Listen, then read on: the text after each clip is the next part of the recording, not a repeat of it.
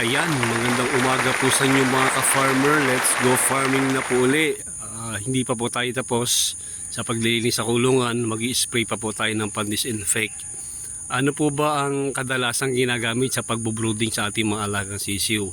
Hanggat maaari po, huwag na kayo gumastos. Kung ano yung mga available sa inyo na pwede nyong gamitin kagaya ng mga sako, yung mga lumang yero, yun po ang pantakip nyo sa gagawin yung brooding area. Yung kulungan ko po ay medyo mahaba siya. Kaya ginagawa ko yung 1/4 na part niya ang ginagawa kong broodingan. Kinukulong ko po yun ng lona, tapos po ng mga yero, tapos po mga sako. Ang side ko naman po ay karton.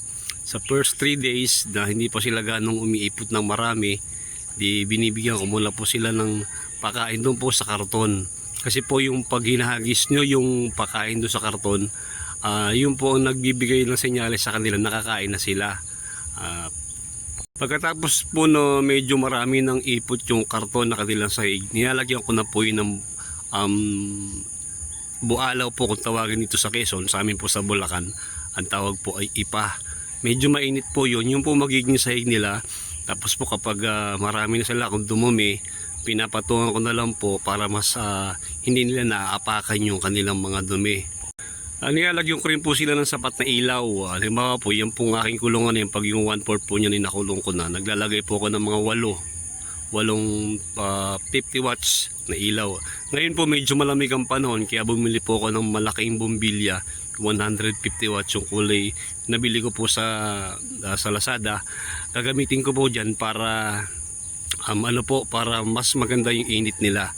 Kasi pag gantong panahon po mga December, January, napakahirap po mag-brooding, kaya dapat alam natin yung kailangan natin gawin, kailangan natin mabigay yung tamang init sa ating mga sisiw, kasi po napaka-crucial po ng pagbo-brooding. Sa mga video ko po nung nakaraan, diniscuss ko na, pinaliwanag ko na kung gaano siya ka-crucial. Para maging maganda yung ating pagpapalaki, kailangan maayos po yung ating pagbo-brooding sa kanila.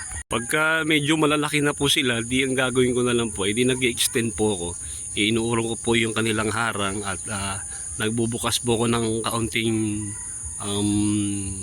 yung tabing nila, kasi po habang tumatagal ang sisiw po. Ang sisiw po kasi sa simula, mataas po ang kailangan temperature dapat yan sa kanilang brooding area.